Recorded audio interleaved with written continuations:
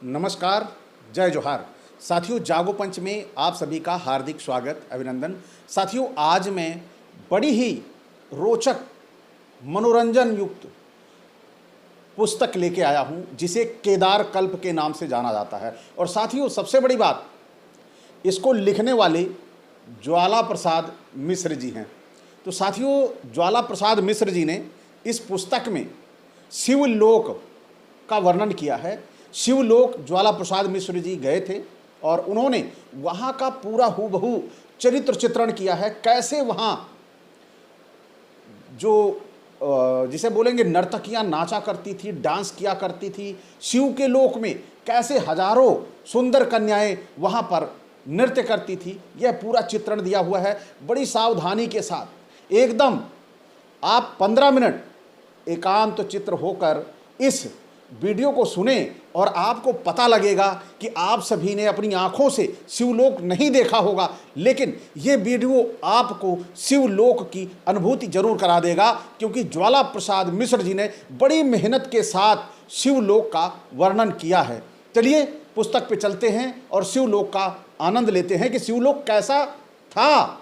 अभी तक तो आप सभी ने टीवी में देखा होगा, लेकिन आज देखिए हमारे इस केदार कल्प नामक पुस्तक में शिवलोक कैसे था। इधर बोले पीछे वे सब साधक जो शिव के शासन से वहां आए, उमा के सहित रुद्र ने उनका बारंबार वर दिया।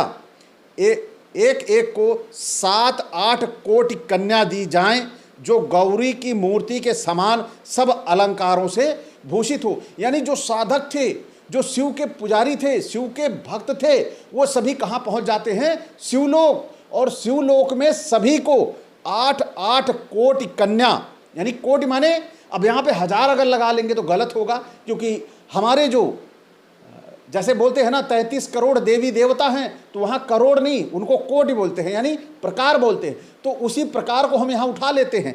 8-8 प्रकार की कन्याएं दी जाएं, किनको? जो साधक शिवलोक पहुंच गए हैं। ऐसे साधकों को शिव की भक्ति करने में कितना आनंद आएगा, जहां पर ऐसी कन्याएं 8-8 कैसी, जो गौरी की तरह सब तरह से धन आभूषण से अलंकृत हों।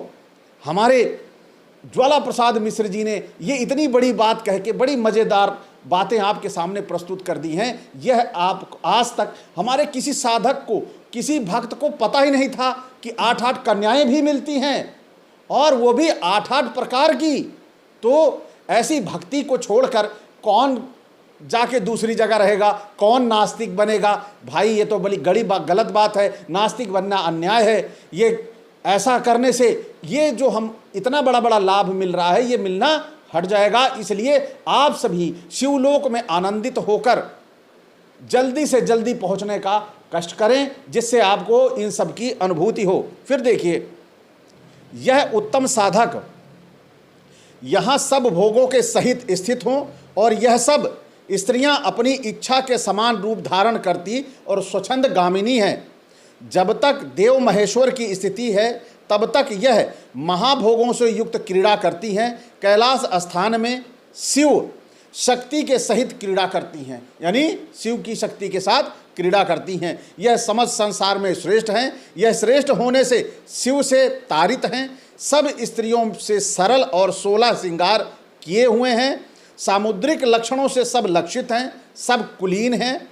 दिव्य वस्त्र और दिव्य रत्न धारण किए हैं। 16 श्रृंगार किए मणियों के प्रभाव से सब अलंकृत हैं। जहाँ अष्टबंध युक्त जल की करदम है, और 8 सुगंधियों से युक्त जिनके मुकुट हैं। मुक्त मणि लाल तांबूल की गंध से नासिका तृप्त हो जाती है। यानी ये लाल तांबूल जो तंबाकू होती है, उससे नासिका में बड़ा आनंदित, बहुत अच्छा महसूस होता है, और उसकी ऐसी सुगंध आती है कि लोग अपने आप ही स्वतः ही मंत्रमुग्ध हो जाते हैं।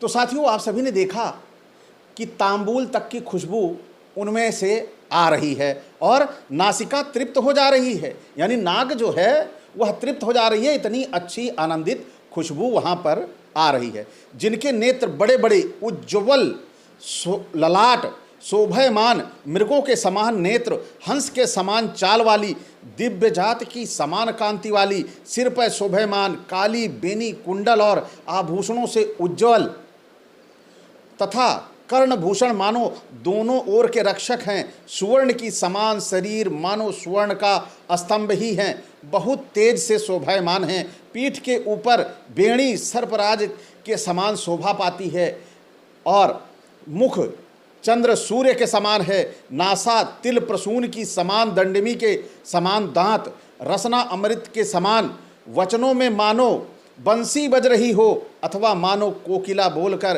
परम पद दे रही हो, हाथों में कंकण हार और क्योरों से भूषित हैं, हृदय स्थान फल के आकार किंकड़ी मेखला शोभमान है, गंभीर नाभि हृदय के आकार वाली, जान कदली स्तंभ भुजा कनकलता नाभि तल मानो काम का आसन है।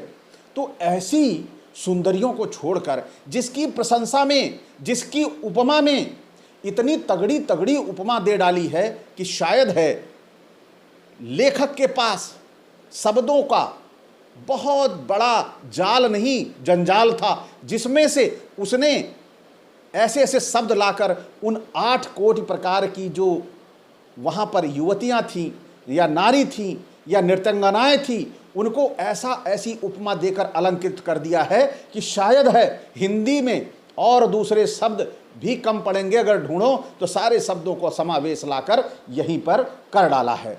और यह किसको मिलेंगी? उन साधकों को मिलेंगी जो शिव की साधना करेंगे। तो और कब मिलेंगी? जब ये शरीर छूट जाएगा, पहले नहीं मिलने वाला, क्योंकि शिवलोक जाने के लिए साधकों को ये शरीर छोड़ना पड़ेगा।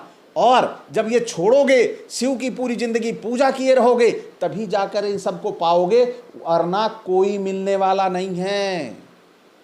इस शरीर के साथ अगर आप चाहो कि आपको मिलने वाली हैं 8 प्रकार की ये नृत्यंगनाएं, तो जीते जी नहीं मिलने वाली हैं। ये प्राण जाने के बाद जब आप साधक लोग शिवलोक जाएंगे, शिव में समाहित होंगे, तो सारी ये वहाँ पे डांस कर रही होंगी, नृत्य कर रही होंगी, और कौन कौन सी खुशबू उनके शरीर नहीं, लाल तंबाकू तक की खुशबू से नाकें तृप्त हो जाएंगी। ऐसा आनंद आएगा, जीवन में ऐसा कभी आनंद आपने पाया नहीं होगा। लेखक ने ये बताने का प्रयास किया है।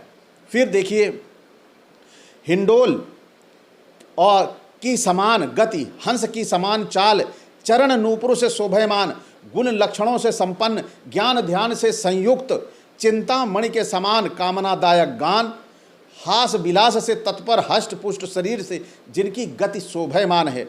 यह सब स्त्रियां जरा मृत्यु से रहित हैं, भी भोग करती हैं। यह सब ज्योति गर्भ वाले कैलाश में स्थित हैं। ये सारी स्त्रियां कैलाश में स्थित हैं। ये वहाँ पर ऐसी स्त्रियां रह रही हैं।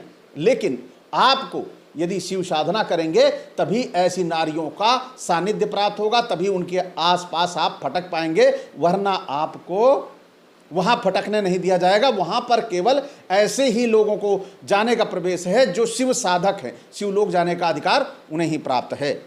फिर आगे चलते हैं। यहाँ साधक कन्याओं के साथ संग, यहाँ साधक कन्याओं के संग निवास करें, यानी जो मैं कह रहा था, यहाँ साधक कन्याओं के संग निवास करें। श्री ईश्वर बोले, इस पर्वत के शिखर पर स्थित होने से देवता की समान होता है। इस पर्वत शिखर पर वहाँ पर जाने के बाद जो रह गया, जो पहुँच गया, वह देवता के समान है। क्या ज़रूरत है फिर वापस पृथ्वी आने की? अरे भैया, ऐसा शिवलोक कौन नहीं चाहता? अरे पहुँचने का मौका तो मिले, लेकिन यहाँ मौका ही नहीं मिलता। हमारे बहुत सारे साधक रोज कांवड़ यात्रा जिस समय दबा के लेके आ जा रहे हैं, लेकिन मैं जानता हूं कि ये एक दिन अवश्य शिवलोक में पहुंचेंगे और ये देवता बनेंगे। आगे चलते हैं। महेश्वर की स्थिति तक यहाँ साधकों की स्थिति है। साधक बोले, हे देवादिदेव जगन्नाथ, आपका दर्शन दुर्लभ है। हे सदाशिव, यह हम सत्य कहते हैं कि हमको भोग नहीं रुचते हैं। हम यही चाहते हैं कि आपके चरणों में यहीं सदा निवास करते रहें। हे नाथ, हम तो आपके समीप ही सदा स्थित रहना चाहते हैं। हम देवा महादेव जी के समीप महाकैलाश जाना चाहते हैं। आपका ध्यान स्मरण कर और बारंबार पूजन करके उमा और शंकर सदा ही हृदय में धारण करना चाहते हैं। अब ऐसी स्थितियों में कौन नहीं धारण करना चाहेगा। सारी सुख सुविधा संपन्न हो, आप घर में आ रहे हो, एक ही को बार बार देख रहे हो, एक ही को बार बार देख रहे हो, है ना, लेकिन वहां 8 प्रकार की हैं। तो ऐसे शिवलोक में रहना कौन नहीं पसंद करेगा, कौन नहीं जाना पसंद करेगा। ऐसा शिवलोक आप सभी को मुबारक। इसलिए ऐसे शिवलोक की भक्ति में आप लोग तल्लीन हो जाइए कि आपको ऐसे जीवन का आनंद सदैव मिलता रहे, और वो भी देवता बनकर। आइए आगे चलते हैं। आप जगत के पिता, त्रिलोक के पिता, चराचर पिता हैं। हे भगवती, तुम सब प्राणियों की माता, हमारे ऊपर कृपा करो। श्री देवी बोली, हे महापंडितो सिद्धो, तुम थोड़ी देर ठहरो, मैं तुमसे प्रसन्न होकर तुमको वर देने की इच्छा करती हूँ। हे साधको, तुम्हारे हृदय में जो इच्छा हो सो वर मांगो। और साधक बोले, हम सब लोगों की माता हो, अब हम सब तुम्हारी शरण में हैं। हे महेश्वरी, हम महापंथ में जाना चाहते हैं, सो आपको मार्ग दीजिए। हम साधक ईश्वर का महापंथ चाहते हैं। हम चाहते हैं कि हम लोग यहाँ से निकल कर कभी न जाएं। यहीं अपने आप को हमें वैकुंठ दिखाई देता है, और हम यहीं पर रुक जाएं और यहीं रहें। तो साथियों, आप सभी को आज ये महत्वपूर्ण जानकारी एक मिली कि हमारा शिवलोक कैसा है। इतना बढ़िया चरित्र चित्रण और कैलाश का चित्रण, शिवलोक का चित्रण आपके सामने प्रस्तुत है। आप सभी कभी कल्पना भी नहीं कर सकते। अपने घर की कल्पना करने के लिए आपको फुर्सत नहीं है, लेकिन आज ज्वाला प्रसाद मिश्र जी के द्वारा शिवलोक आपको साक्षात अपनी आंखों के आगे दिखाई दे रहा होगा। क्योंकि मैं तो आपको बताते बताते ही शिवलोक में टहल आया। मेरे को ये पूरा एहसास हो गया, पहाड़ों की घिरी वादियाँ, एकदम चारों तरफ पहाड़ और सफ़ेदी यूं, और हल्के हल्के पहाड़, मतलब जो बर्फ़ होती है ना, वो उड़ रही है हल्की हल्की, और वहाँ पर सारी नृत्यांगनाएँ 8 प्रकार की डांस कर रही हैं। अब जरा सा आप आंख बंद करिए, आप तत्काल वहाँ पहुँच जाएंगे। आप थोड़ा सा ध्यान करिए और आपको शिवलोक का अनुभव हो जाएगा। जो लोगों को मरने के बाद होता है, साधकों को मरने के बाद होता है, वह आनंद आप आंख बंद करके पालेंगे। साथियों, कितना मज़ेदार, कितना दुर्लभ ये चित्रण किया है। और दूसरा, बिना शिवलोक गए यहाँ पर पूरी किताब लिख डाली ज्वाला प्रसाद मिश्र जी ने।